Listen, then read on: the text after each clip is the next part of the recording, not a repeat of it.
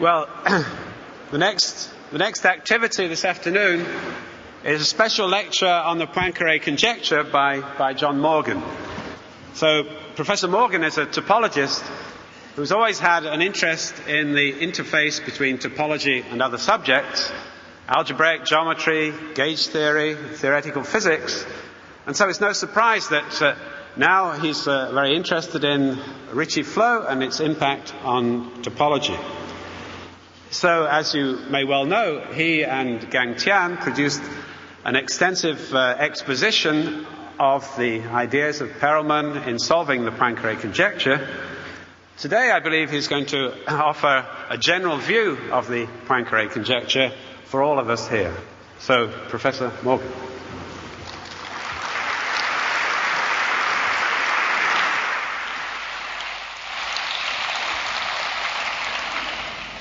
Thank you, Nigel. It's a great pleasure for me to speak to you today about a stupendous achievement in mathematics. Grigori Perelman has solved the Poincaré conjecture.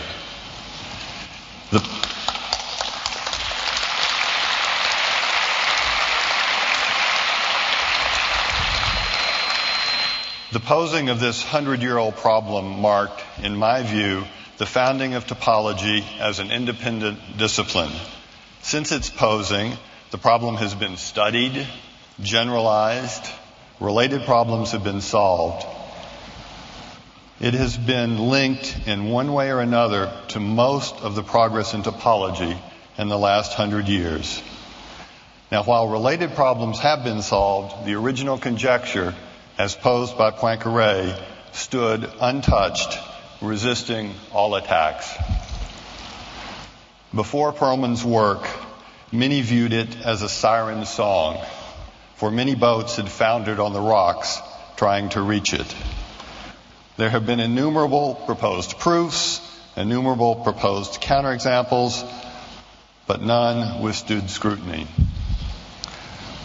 Solving the Poincaré conjecture is a signal achievement for Perelman, but it is also a signal achievement for mathematics, for it is a measure of how far our understanding of the subject has advanced in the last 100 years. Perelman has seen far, but to do so, he stood on the shoulders of giants. One giant in particular stands out. He is Richard Hamilton, who addressed this conference on Tuesday about his work and its relationship to Perelman's. Over a period of 25 years, Hamilton painstakingly built the solid and elaborate foundation upon which Perelman constructed the edifice of his proof. Without Hamilton's work, Perelman's would not have been possible. Today, I will begin by giving you a sense of the importance, centrality, and depth of the Poincaré conjecture. Then I will introduce you to surfaces and three-dimensional spaces, we call them manifolds, and tell you some of the ways topologists think about these spaces. Next, I will formulate and explain the statement of the Poincaré conjecture. Then I will shift subjects and give you a brief introduction to differential geometry, which is the field of mathematics out of which the proof of this topological problem comes. I'll talk about Hamilton's Ricci flow equation and then briefly describe Perelman's insights. I will not be able to give you anything but a superficial, metaphorical impression of the mathematical arguments.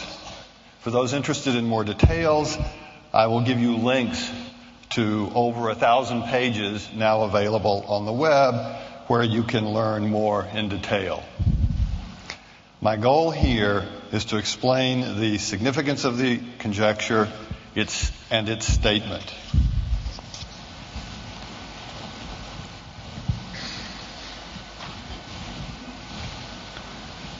Let me begin with the role of problems in general in mathematics. So from the beginning of the subject, there have always been problems, and they've always played a significant role. In fact, during the 18th and 19th centuries, mathematicians posed each other problems, often giving 6 weeks, 2 months, half a year for solutions, and learned societies often posed mathematical problems to the general public and offered prizes for their solutions. Oops.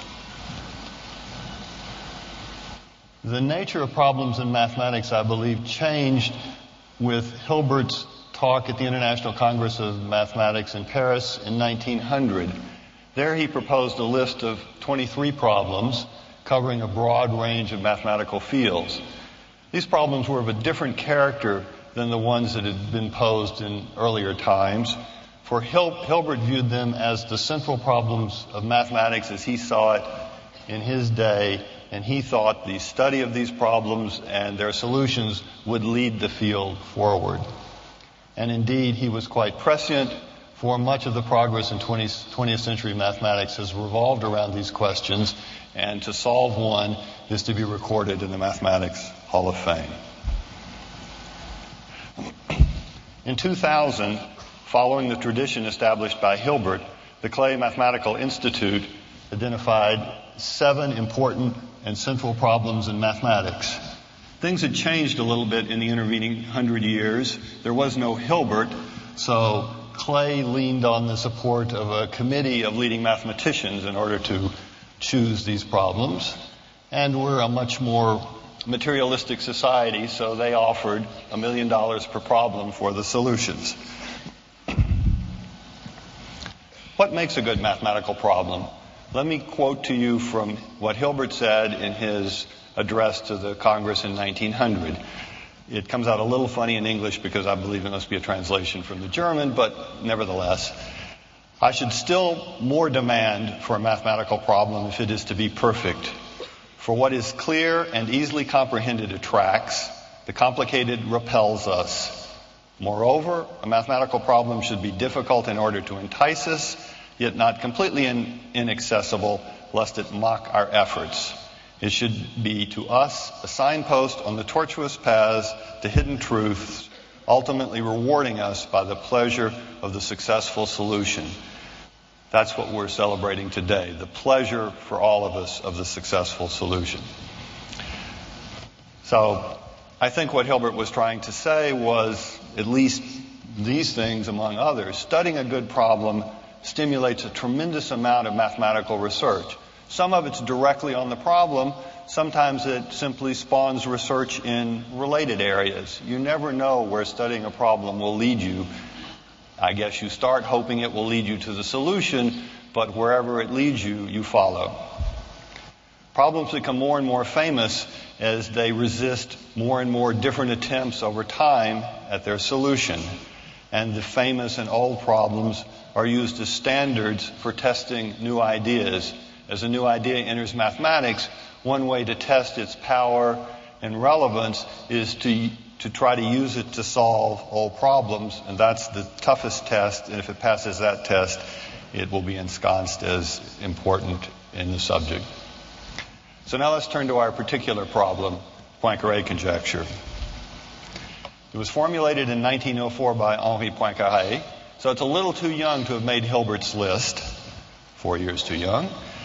The problem proposed a characterization of the simplest of all three-dimensional shapes, that is, the three-dimensional sphere. And I'll come back in a few minutes and try to explain to you how to think about, first of all, what the three-dimensional sphere is and how to think about it. It has been attacked in the intervening 100 years by direct topological means. So it was a problem in topology. The hypotheses are topological. The conclusion is topological. It's natural to try to solve it in the terms in which it's posed by direct topological means, and there was no success. Nobody has managed to do that. But there was a lot of effort put into it. Studying the Poincaré conjecture did, however, lead to many advances in the study of other three-dimensional spaces by a variety of workers over a period of about 30 or 40 years. We learned a lot about three-dimensional spaces, but none of it was relevant to the Poincaré conjecture, which stood there as a beacon untouched by any of the new methods. And one of the most revolutionary ideas in all of topology, as far as I'm concerned, Stephen Smale realized in 1960 that, in fact, one could formulate the Poincaré conjecture in all dimensions. That wasn't too revolutionary. But that, in fact, it was easier to solve in higher dimensions. And he, in fact, went on to solve it in dimensions 5 and higher. And for that, he won the Fields Medal. I believe that Poincaré's idea was the following simple, intuitive, naive idea. We understand surfaces, two-dimensional spaces. They were understood by the end of the 19th century. Clearly, the next thing to try to do is understand three-dimensional spaces. He wrote a long paper about them, and at the end of that paper, he said, well, we've achieved a lot, but this leaves one remaining question, and then he posed the Poincaré conjecture. Surely, in the intervening years, people thought, well, if we can't solve this problem in dimension 3, there's no hope in dimension 4, 5, 6, and on. This problem is just going to get more and more complicated. We have less and less intuition about what these higher dimensional spaces look like. And Smale's revolutionary idea was, to the contrary, it becomes much easier in high dimensions. And slightly earlier, in 1956, Milner provided counterexamples to a closely related problem in dimensions 7 and higher. He told me that when he first discovered this, he thought he'd found a counterexample to the higher dimensional Poincaré conjecture, but it turned out in the end he had a counterexample to a closely related conjecture, and for this work he also won the Fields Medal. In about 1982, Mike Friedman, and an incredibly powerful tour de force, took the ideas that worked in higher dimensions and managed to squeeze them down so that they worked in dimension 4 at the expense of crinkling the space in infinite complexity. But he did solve the formulation of the conjecture in dimension 4, and for that, he won a Fields Medal. At almost exactly the same time, a young English topologist, a student of Nigel Hitchen, whom he later traded to Michael Atiyah for future draft choices, Simon Donaldson solved a problem very closely related to what Friedman was doing, but not for crinkly spaces, but for nice, smooth spaces, spaces on which you can do calculus, write down derivatives, and do differential equations. And the contrast between what Friedman proved for crinkled spaces and what Donaldson proved for smooth spaces showed us that 4 dimensions was like no other dimension. The divergence between these two seemingly very close notions were, in fact, totally different in dimension 4. In fact, one had always believed until Milner's result that there was no difference between the two, and certainly that's how Poincaré thought of things. He was lucky. In dimension 3, there is no difference. Moving the story along, in about 1980, Thurston, working on hyperbolic three-dimensional spaces, proposed a generalization of the Poincaré conjecture to a conjecture about all three-dimensional spaces. And for that, well, actually not for that, but because he did that, he won the Fields Medal. His conjecture is different from Poincaré's conjecture in 2 essential ways. First of all, as I've already said, it covers all three-dimensional spaces, whereas the Poincaré conjecture, if it's true, only covers one, the simplest. And secondly, the way Thurston formulated his conjecture was that the three-dimensional spaces had nice geometries. And this suggested the idea that, as we'll see later, was picked up by Richard Hamilton, that one could study these three-dimensional questions using geometric methods rather than purely topological methods, analytic and geometric methods. And here we are today. 3 years ago, Perlman solved the Poincaré conjecture, and as we now know, he has a Fields Medal for it. When I first prepared this talk 2 weeks ago, I had 2 question marks next to the Fields Medal, but I got to erase them, for which I'm quite happy. So what is the method of solution that I've alluded to? Let me say just a couple more words about it, and we will cycle back later to a little more detailed description. Perlman's solution used differential geometry and partial differential equations to attack this problem that in its formulation is purely topological. He used an equation, an evolution equation called the Ricci flow equation for Romanian metrics, and I'll try to talk both about what a Romanian metric is and what the Ricci flow equation is in a few minutes. This equation was introduced by Richard Hamilton, who went on to develop a rich theory about the solutions of this equation and to lay out a program for attacking the Poincaré conjecture and, according to Richard, with crucial input from Yao, Thurston's more general geometrization conjecture. All right, well, now it's time to turn to the topology. I have to tell you a little bit about the topological spaces that we are thinking about. And we'll follow Poincaré and work by analogy. Two-dimensional spaces are easier to understand. We can see them for the most part. And our intuition is guided by this very concrete present representation we have of them. Three-dimensional spaces are harder, and we have to argue by analogy. So I will go back and forth for a few minutes between two-dimensional and three-dimensional spaces. So let's start with the simplest one, the two-sphere. I've given you two representations of the two-sphere. On the right, I've written its mathematical equation, and on the left, I got a picture of a two-sphere. What I think of as a two-sphere, my wife says it looks nothing like a two-sphere. You can judge for yourself. The one thing I want to emphasize at this point, because it's often a point of confusion for non-mathematicians, when we say the two-sphere, we mean the surface of the ball. The ball would be the solid thing, and it's a three-dimensional object, but its surface, which we see sitting here in space, which we see over here, talking about the surface itself, that's a two-dimensional sphere. That is the two-dimensional sphere. Now, there are other surfaces, and these are understood to be the surface, not the solid object. We have the often called the surface of the donut, or a torus. We have a two-hole torus. And then here I have a picture. I believe this is probably a 12-hole torus. You see around the sides, you see 6 handles, each one with a hole. Then you see 3 in front, and I believe we're to imagine 3 more in back. In fact, this is what all surfaces look like. They look like some multi-holed torus.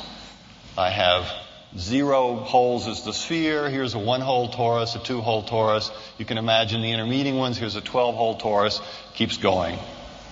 So that's what all these surfaces look like. That's a complete list of them. Now, why are these two-dimensional? They're sitting in three-dimensional space. We look at them. We pick them up. They look three-dimensional. But in fact, they are mathematically two-dimensional because you can describe where you are on one of these surfaces by giving 2 numbers. I'm sure you're quite used to that in the case of the sphere. If you think of the sphere as being the surface of the Earth, if you want to tell somebody where you are, you give latitude and longitude. If you were on the donut, you could give 2 angles. Again, an angle around this way and an angle around that way. It would take 2 angular numbers to specify where you are. It's a little harder to see how you do it on these other surfaces, but basically it works the same way. So these are surfaces because it takes 2 numbers to describe where we are. Now, and something that'll be important a little later, each of these surfaces, as I've drawn them, sits in three-dimensional space. And in three-dimensional space, they're a boundary of the inside. So in the case of the surface of the donut, we could have the donut or bagel itself, that solid object. That would be a three-dimensional object with boundary. The boundary is the surface. Those objects are called handle bodies or solid handle bodies. And we refer to distinguish between them, all we have to say is how many holes it has, and the technical term for the number of holes is called the genus, and we apply it both to the surface and the handle body. So this is the torus is a surface of genus 1, and it bounds this solid handle body of genus 1. Here's a 2-hole torus, a surface which bounds a solid 2-hole handle body, and so on.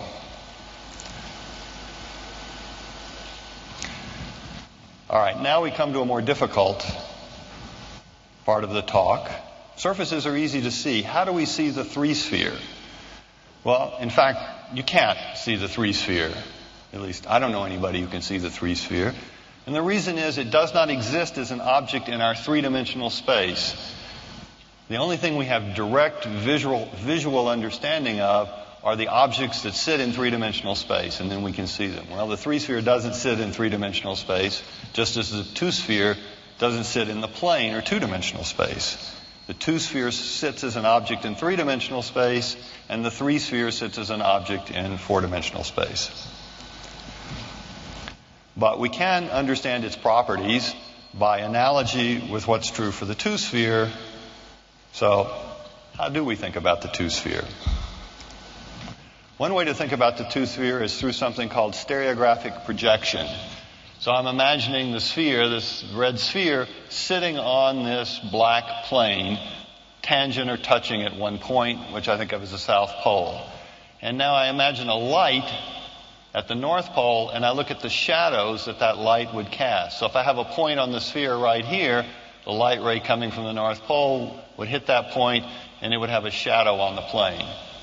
This identifies all the points in the sphere except the North Pole with all the points in the plane. And technically this is a topological equivalence between the sphere minus 1 point and the plane. Maybe the picture to keep in mind is you've got a ball of cheese that you want to give to somebody as a present. So you have to wrap it up. What do? You put it on silver paper. You wrap the silver paper around it and tie a bow. This is a little different. First of all, our paper is no longer a finite extent. It's the infinite plane. It goes on infinitely in all directions. And secondly, the way we wrap up doesn't leave any left over to tie the bow around. In fact, as you go out to infinity in the plane, you're just converging to this North Pole. So going out in any direction in the plane simply converges up toward the North Pole. Another way we can think about the sphere is a union of two disks. So I've started here with two copies of a flat disk, which I've separated a little bit. Think of bowing the upper one up a little bit and bowing the lower one down a little bit, continuing the bowing until they're semispheres, and then simply push them together in glue, and you have a copy of the two-sphere. So another way to think of the two-sphere is you can take two disks, two two-dimensional disks, glue their boundaries together entirely, but keeping the interior points separate, and what you'll end up with is topologically the sphere. Well, we do the same thing in dimension 3. No problem. So the three-sphere can be made by taking two solid three-dimensional balls now. So these are the solid objects whose boundary is the sphere. So I have two solid three-dimensional balls, and I simply glue their boundaries together entirely, keeping the interior points separate, just like I did for the disk. Easy, right? But you can't really see it. The other description, you can think of the three-sphere as the usual three-dimensional Euclidean space going on infinitely in all directions, plus one more point at infinity that would be identified with the North Pole of the three-dimensional sphere. Now that's the simplest of all three-dimensional spaces. And the others are made, there are many descriptions of other more complicated three-dimensional spaces, but for me today, the representation I want to take is the following. You start with two solid handle bodies. Just a minute ago, I started with two handle bodies of genus 0, the ball. But I could start now with two solid tori, or two solid two-hole tori, and glue their entire boundaries together, keeping the interior points separate. Well, if you had trouble visualizing how to glue the boundaries of two balls together, this is even more complicated. Nevertheless, it's a completely accurate mathematical description of the way you can make other three-dimensional spaces. And in fact, all three-dimensional spaces are made this way by taking some solid multi-hole torus of some genus, two copies of it, and gluing the boundaries together. This is called the handle body decomposition of the three space, and its genus is the genus of the handle bodies you've used in the construction. So try to indicate this with as good a picture as I can. So I go back to my two-hole torus. I'm now thinking of these solid objects. I have two of them, and I glue their boundaries together somehow. Now this time, it turns out, unlike the case of the sphere, there are lots of ways to glue these boundaries together, and you can get lots of different three-dimensional spaces by doing it. And that's part of the complication of three-dimensional topology. Nevertheless, that's how you make all three-dimensional manifolds. So as I've said, we've seen the example. The three-sphere can be obtained by gluing together two three balls. But when the handle bodies are more complicated than balls, there are lots of different ways to glue them together, and so you can get lots of different three-dimensional spaces from two copies of one solid handle body. Most of the topological attacks on the Poincaré conjecture in the final analysis involved trying to take this handle body decomposition where we've used solid tori with lots of holes and somehow simplify the decomposition and use fewer solid handle bodies with fewer number of holes. If we get all the way down to no holes, that is see the manifold is obtained by gluing two disks together, we would have proved the Poincaré conjecture. So you somehow had to simplify this handle body decomposition. Well, that's what's proved to be intractable. So, as I indicated earlier, where I think Poincaré got his motivation for his problem was he was thinking by analogy with two dimensions where he understood everything. He was looking for some simple topological property that would characterize the three-sphere. So when I say characterize, I mean a property that the three-sphere has that no other of these three-dimensional shapes has. So if you have a three-dimensional space and you know it has this property, then you should be, according to the conjecture, able to conclude that it was the three-dimensional sphere. So what property should we take? Well, back to surfaces. Surfaces and loops. So I've drawn here the first three surfaces in our list. The sphere, which has no holes. The torus, that G equals 1 indicates it has one hole, G for genus. Here's the two-hole torus, and again, you're to imagine this list goes on and on. Well, let's think about a loop on the sphere. So there's a loop on the surface of the sphere. It's pretty clear that you can take this loop, and on the surface of the sphere, you can drag it and shrink it down to a point. When you do that, for example, the trace of that shrinking might look like this disk. You just shrink it down over that disk. This is true for this loop. It's not too hard to prove it's true for any loop on the sphere. For example, if I had the equator, that's another loop on the sphere, I could shrink it down to the North Pole just over the top, or shrink it down to the South Pole over the bottom. Well, the torus has on it a loop that you cannot shrink to a point.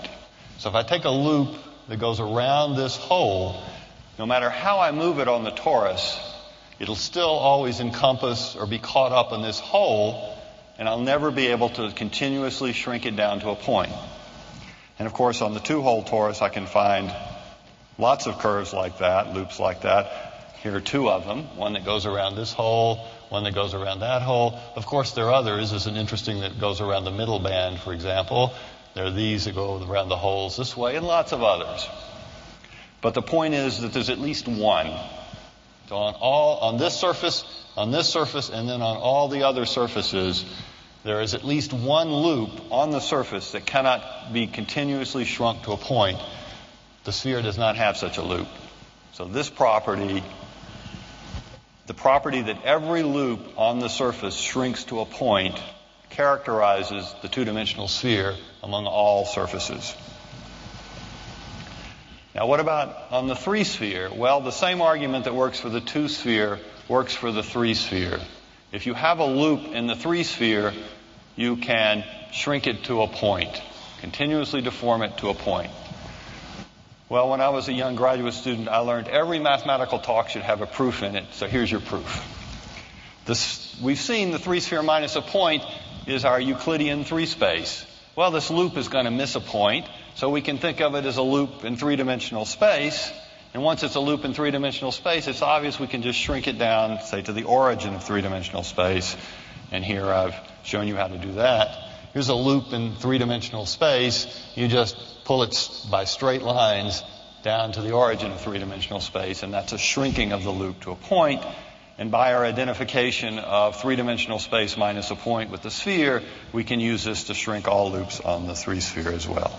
So the three-sphere is a three-dimensional space with the same property that the two-sphere has, namely every loop on the three-sphere shrinks to a point.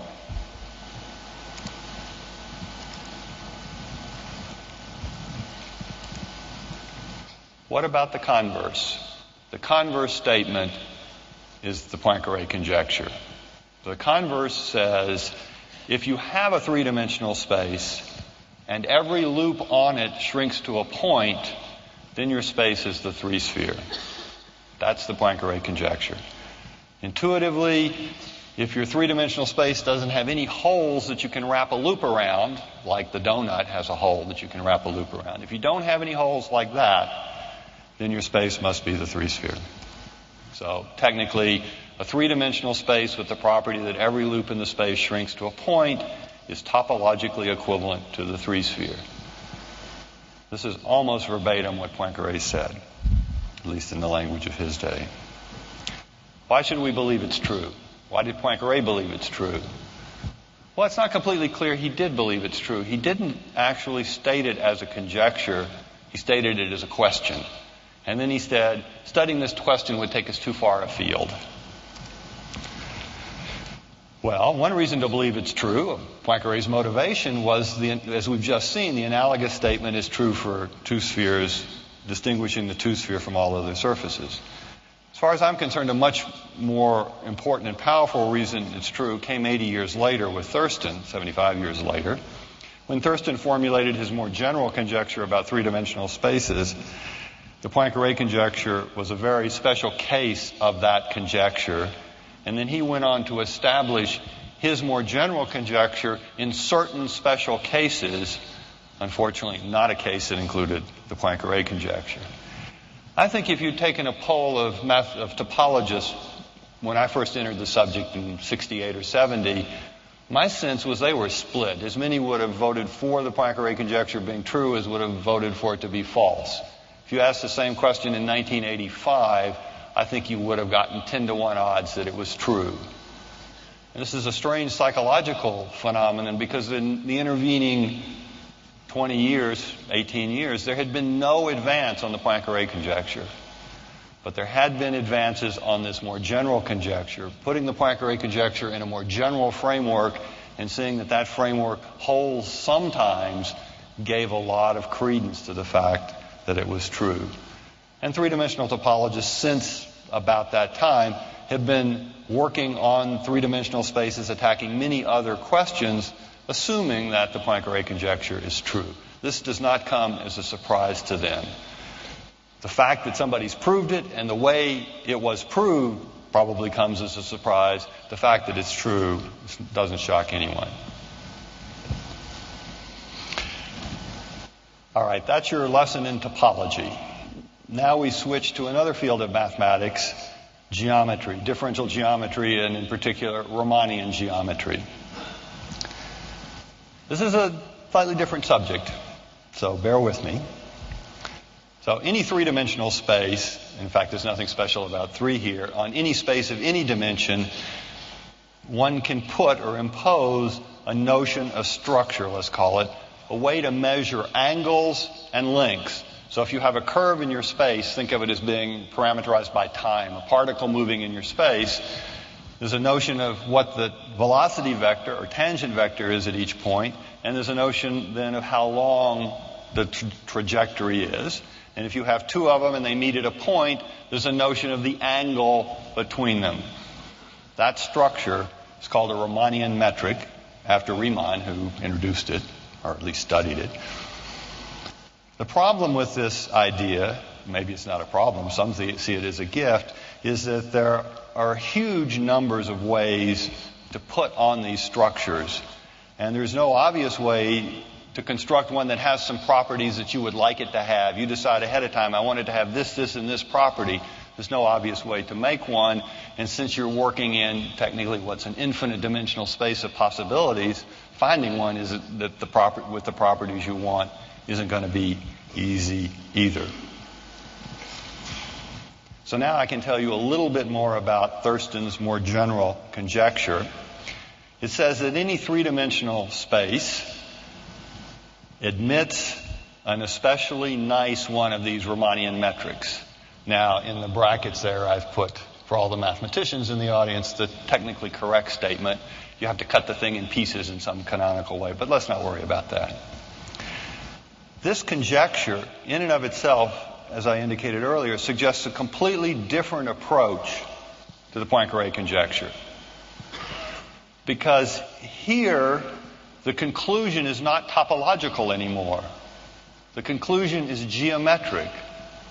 The conclusion is that there's a nice Romanian metric. So we have a geometric conclusion instead of a topological conclusion. We might try to establish that conclusion by analytic differential geometric methods. And I believe that that insight was crucial to Hamilton as he was studying the Ricci flow. So Hamilton proposed a program to establish these conjectures, and if I can paraphrase it in this slide, in the following way, you start with any metric. Remember, we had no way to pick out a good one to begin with, and there were so many possibilities, it wasn't going to be reasonable to expect we could just pick a good one that we wanted. But heat it up, heat the manifold up, and let it cool. This is a euphemism, but let's go on. As it cools, the metric should distribute itself over the manifold homogeneously, just as heat in a metal bar will distribute itself homogeneously as it cools. And if it really distributes itself homogeneously over the manifold, in the end, we should find this nice metric, the one that we are looking for. So in a nutshell, that was Hamilton's idea. Notice if it works, it will establish not only the Poincaré conjecture, but also Thurston's more general conjecture, because it's going to produce these nice metrics in great generality. Well, cooling was a euphemism. So let me try to say a little bit more about what's really involved in Hamilton's equation, evolution equation. And to do that, I have to tell you about curvature. And let me try to illustrate curvature by the following phenomenon that I think we're all familiar with. If you have the top of an orange peel, about that much of it, and you put it down on the table, of course it will be bubbled up like this. If you squash it flat, it will tear. The reason that it has to tear is that there's not enough of the orange to cover the region in the plane. There's not enough stuff in the orange. More technically, if you look at the very top point of the orange and you look at the amount of stuff within within 1 unit of the top, that's our cap, you ask how much area do I have there, and compare that with the area of the unit disk in the plane, you will find you have less area in the orange peel than you do in the disk in the plane. So that's in the sense in which there isn't enough of it. This property that there's less area in the orange peel than there is in the corresponding region in the plane is an intrinsic property of the metric, the distance on the orange peel, and it's a reflection of the fact that the metric has positive curvature at this point. Actually, this curvature goes back to Gauss, and it's called the Gaussian curvature. So that's the simplest form of curvature. In higher dimensions, curvature is quite a bit more complicated. If you have a higher dimensional space, every two-dimensional direction has a curvature of the type I was just trying to describe. So you get a whole bunch of curvatures at each point in different directions, and they fit together into a complicated mathematical object that has the name of a four-tensor. But this object is intrinsically associated to the metric, and it's called the Romanian curvature tensor after Riemann, who introduced it in the late 19th century, middle 19th century. Riemann went on to show that this is the only local property of your metric that's intrinsic to the metric. So, for example, Riemann showed if you have a small piece of an n-dimensional space and you can flatten it out onto a piece of the plane, then it has zero Romanian curvature, and conversely, if it has zero Romanian curvature, you can flatten it out onto the plane. So curvature captures is the intrinsic fundamental notion about the way metrics on spaces curve. Now that's not the curvature that directly enters into Hamilton's Ricci flow equation. There's a related simplified curvature called the Ricci curvature. It's exactly the same curvature that comes up in Einstein's equation. And it comes up for the same reason. So Hamilton's cooling process, what I called it before, is really the idea of letting the metric evolve by requiring it to change in time so that its time derivative is proportional to this curvature, this Ricci curvature. If you write this equation out in local coordinates on your space, you'll see that it looks very much like the heat equation, though it's nonlinear and it's a tensor equation instead of a scalar equation. Nonlinearity is very important because nonlinear equations, as is well known in the theory of partial differential equations, often, almost always, develop singularities. And in fact, it was trying to understand these singularities and deal with them that was the hang-up in Hamilton's program for establishing these nice metrics. If you let your metric flow under Ricci flow, you hope it's going to go to a nice metric. Indeed, Hamilton proved under certain circumstances that really happens. But if you get hung up on these singularities, you're not going to be able to prove anything. But Hamilton did study this equation for 20, 25 years. He established innumerable basic analytic properties of the equation in the solution. And as I just mentioned, he showed that in certain circumstances you could use it to produce the nice metric, for example, the metric you're looking for to prove the Poincaré conjecture. But we do face the issue of singularities. To really use Hamilton's program to give the topological result, you have to deal with the singularities. You have to analyze them and figure out how to continue the flow in spite of them. And that's what Perlman did. So in a series of 3 preprints in 2002-2003, I'm sorry I misspelled his name here, Grigory Perlman gave arguments showing how to deal with the singularities arising from Ricci flow and how to continue the process in something he called, or is called, Ricci flow with surgery. He then used this augmented flow, this Ricci flow with surgery, to prove the Poincaré conjecture. And he indicated in the second of his 3 preprints how to use the same technique to prove the general Thurston geometrization conjecture. If you're interested, here's a link, www.claymath.org, that will take you to Perlman's 3 preprints and also the 3 long manuscripts, the one that Tian and I wrote that weighs in at 473 pages. I hope you'll see that next summer on the summer reading beach table at your local library. There's an article weighing in at over 300 pages by Cao and Zhu, and an article on the archive by Kleiner and Lott, a lightweight at 200 pages. But what Perlman's preprints do and what these articles explain in much greater detail is a complete, comprehensive, correct argument for the Poincaré conjecture. And it's now been thoroughly checked. He has proved the Poincaré conjecture. And to me, what's as exciting as the fact that the Poincaré conjecture has been proved is that he did it using ideas and results from differential geometry and partial differential equations to solve this purely topological problem. Anytime one sees this sort of interaction between disparate fields of mathematics, it certainly makes me sit up and take notice and be very excited. What's its significance? Well, the obvious one, it brings to a conclusion the classification of 3-dimensional spaces. We've now solved this 100-year-old problem. And that's extremely satisfying and is a great victory for Perlman and also for mathematics.